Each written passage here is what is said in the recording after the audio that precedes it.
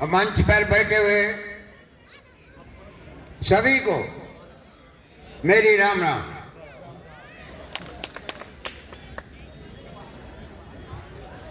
अब मैं लड़ाई के चैनलों की रोटी तो खाली है। सबसे प्रार्थना है कि प्लेट लेके आ जाइए, कुर्सी भी खुश हो जाएगी, आप भी खुश हो जाएंगे और मैं भी खुश हो जाऊंगा।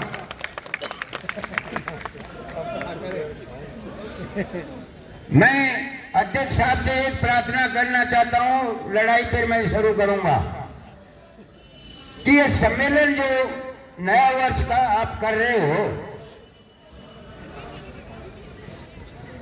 अगली दफा जरा इसको मौसम को देख के करिए, क्योंकि ये मार्च में भी आप कर सकते हैं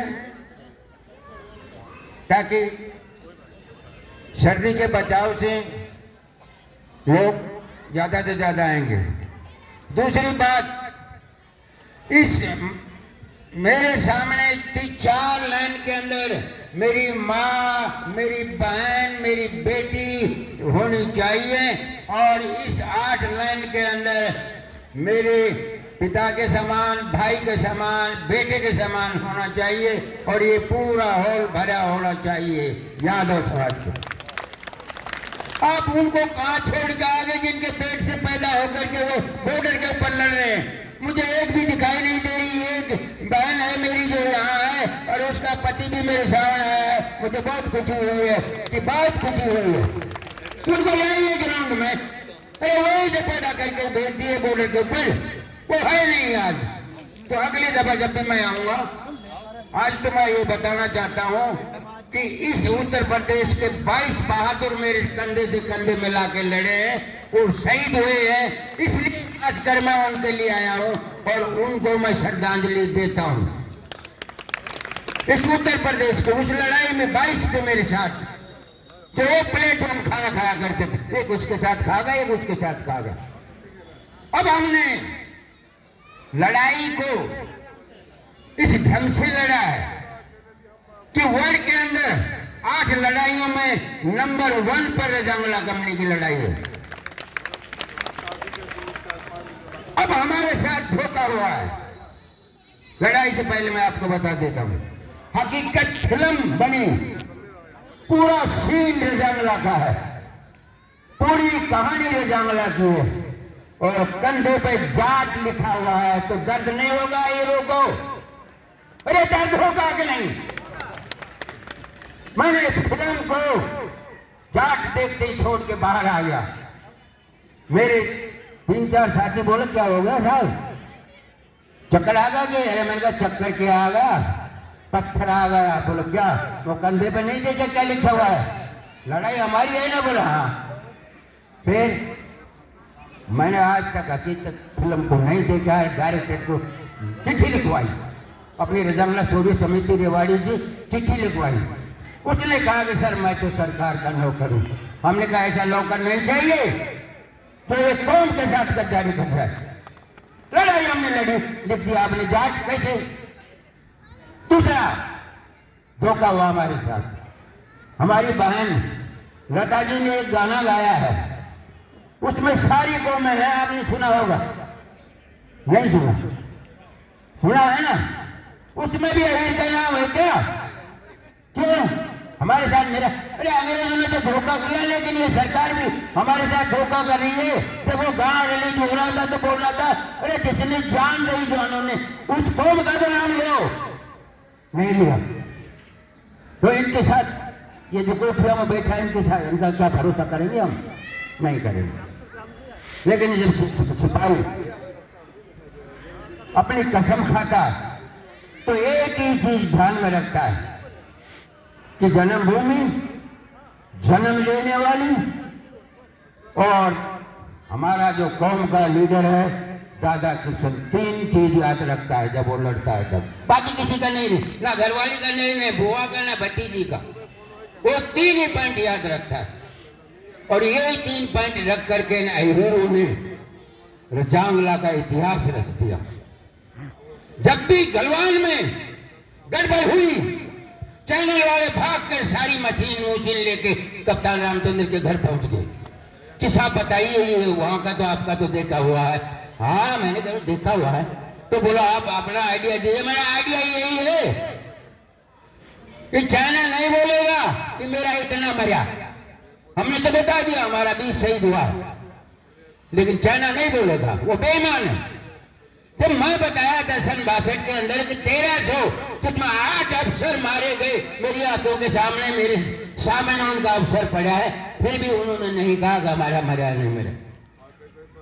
तो बोलो अभी क्या होना चाहिए? मैंने कहा सबसे पहले रजांगला का टॉप है उसके ऊपर अपना मोर्चा को सख्त कीजिए, वहां पर किसी भी तरीके से टैंक को चढ़ा दीजिए। चाइना की ताकत नहीं है कि हिंदुस्तान की तरफ देखे।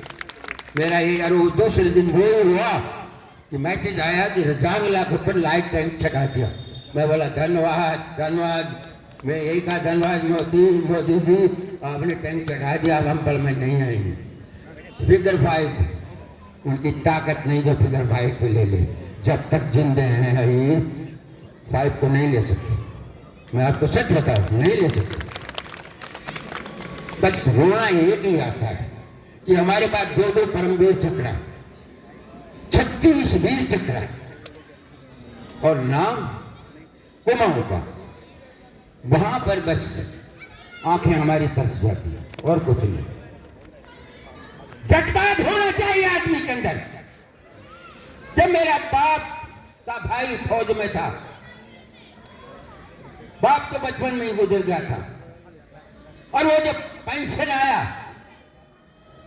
तो उन्होंने कहा कि क्या करेगा बेटा? मैंने बोला 1 महीना ठहर जा, क्या करूंगा। और छोटी सी उम्र के अंदर ही फौज में चला गया और साथ साथ दूसरा भाई भी चला गया, पूरी सर्विस करी। उसके बाद में मेरा बेटा हुआ, वो भी फौज में आज सूबेदार है, और सूबेदार का बेटा भी आज 20 कुमाऊं में है, और बेटे की बहू जो अभी 1.5 साल ही शादी हुई है वो भी डिफेंस सर्विस में है। छोटी पोटी प्रोग्राम आती है मेरे साथ, वो बोलती है कि बाबा मुझे फौज में जाना है। मैंने कहा बेटा तेरी हाथ छोड़ी तो मुझे ले चाहिए बोलने के लिए। मैंने कहा बेटे अभी तक ठहर जा, तू ठहर जा, मैं अपना चार्ज दे दूंगा तेरे को। वो आती है हर प्रोग्राम, भाई को पता है, हर प्रोग्राम आती है, सम्मानित होती वो आती है। बड़ी पोती है वो दिल्ली यूनिवर्सिटी में है, अभी वो हौलदारी पास कर गई पुलिस का, वो भी सर्विस में चली जाएगी। हम मांगते नहीं, हम तो अपनी मेहनत से सब कुछ काम कर रहे हैं, फिर भी हमारी तरफ गवर्नमेंट देख रही है। भाइयों मेरी एक प्रार्थना है, साहब ने कहा मैं हाई कोर्ट का 17 नंबर है। अरे साहब हुआ जिक्रिए की करिएगा, ही रेजिमेंट बनाइए। जब भी आप कोर्ट में लड़ते हो बोलो ही रेजिमेंट बनाइए और 20-30 को करिए इकट्ठा। एक छोटा पंच बाई तरफ से चला था भाई दूसरे उसको क्यों बड़ा पार्टी हो जो नहीं बुलाइए, काम निकालिए अपना दिखाइए कि हमारा क्या गुट है, दादा के सन के औलाद का क्या मजूम है यहाँ पर। बुलाइए, दिखाइए उसको, इकट्ठा होइए, मत लेंगे तो आओ रुमाल बांध के आओ। अहिर का काम था रुमाल बांधना, धोती करे पहन के आओ, बाण बेटी वो गिनी और लंबा कुर्ता पहन के आओ। अहिर है, समाज हमारा ड्रेस है, उसको मानो। लड़ाई अब मैं आपको बताता, अरुणाचल में चल रही थी 10वां महीना से। मैं मेजर शैतान सिंह शाह का रेडियो ऑपरेटर का जो वायरलेस जो होती है पूरा कंट्रोल करता है। मैं वो रात को मैं साहब रेस्ट कर रहे थे, मैं बोला मैं साहब, बोला हाँ भाई, बोल क्या बात में? कुछ बात तो ये है वो बर्फ गिरी, बोलना कुछ और मन में। तो मन हाँ मेरे मन में है, ये बताओ। मैंने कहा साहब कि ये अरुणाचल में 3-4 बटालियन कैद होगी, क्यों हो गई? रामचंद्र मैं आपको बताऊं, ये सरकार की नाकामी है, इस वजह से होगी। हमारी जो इंटेलिजेंस है बहुत कमजोर है, और दुश्मन ने पहले से ये प्लानिंग कर रखी थी, इसलिए कैद। मैं बोला साहब एक बात है, बोला हाँ हमसे पाला पड़ने थे, जो पड़ेगा जब हम देखेंगे। और वही हुआ 1 महीना बाद, हम बड़ी मुश्किल से सिर मार करके